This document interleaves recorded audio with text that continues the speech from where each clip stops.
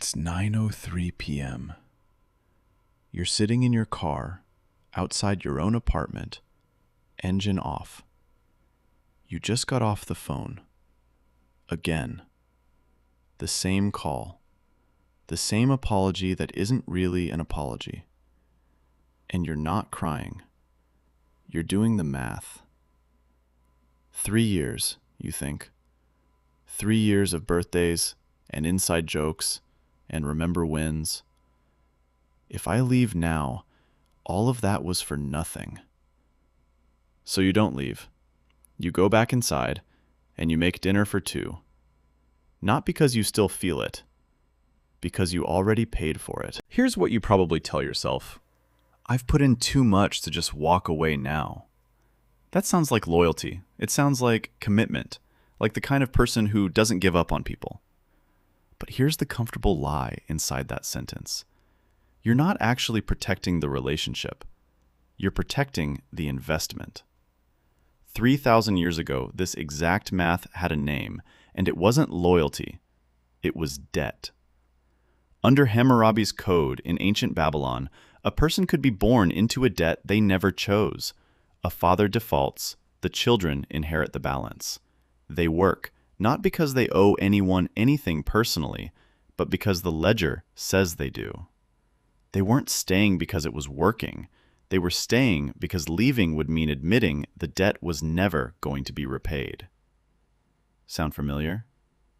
You're not in a relationship right now. You're servicing a debt, and the debt isn't money. It's every version of yourself you spent trying to make this work. To understand why your brain does this, we have to go to a runway. In the 1970s, a supersonic jet called the Concorde. By the time engineers realized the plane would never be profitable, billions had already been spent. Every projection said the same thing: stop now, cut the losses. But governments kept funding it for years, long after everyone quietly knew. Economists eventually gave this a name: the Concorde Fallacy. And a wider psychological version exists too, the Sunk Cost Fallacy, first formally studied by researchers Hal Arks and Catherine Bloomer in 1985. In one of their experiments, people were asked to imagine they'd already spent $100 on a non-refundable ski trip. Then they found a better trip, for less money, on the same weekend. Most people chose the worst trip, the one they'd already paid for. Translation: your brain doesn't ask, what will make me happy going forward?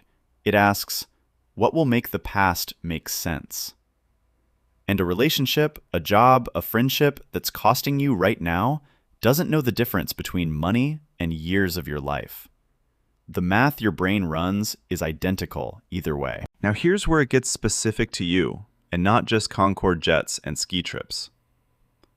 Psychologists studying commitment in relationships have found something almost cruel about how this plays out emotionally. The more painful a relationship has been, the harder it often becomes to leave.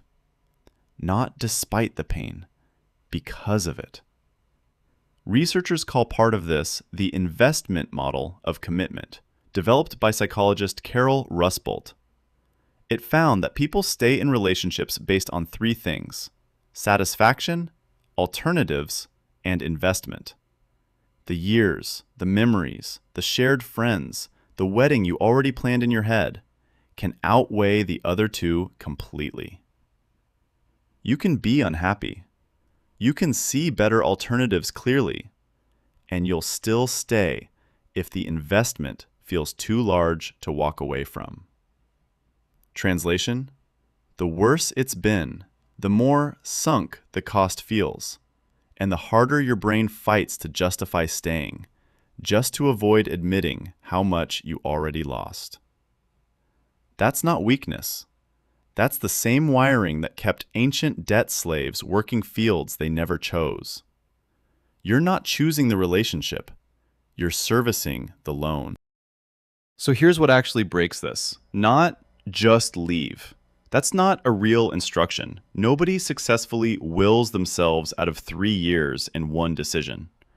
What works is changing the question your brain is asking. Right now, it's asking, How do I make the past worth it? That question has no good answer. The past already happened. Nothing you do today changes what you already spent. So instead, ask this one question. Out loud or written down, doesn't matter. If I were meeting this exact person, this exact job, for the very first time today, knowing everything I know now, would I choose it? Not, did I love it once? Not, did it used to be good? Just, today, fresh, with full information, would you choose it? That's the whole trick. It strips the sunk cost out of the equation completely because it forces your brain to evaluate the thing as it actually is right now, not as a debt that needs repaying. 60 seconds. One honest question. You don't need more loyalty. You don't need to try harder to make the investment worth it.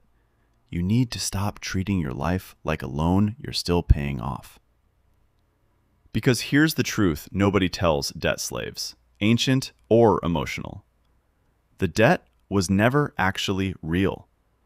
It was just a story that kept getting told long after everyone stopped believing it.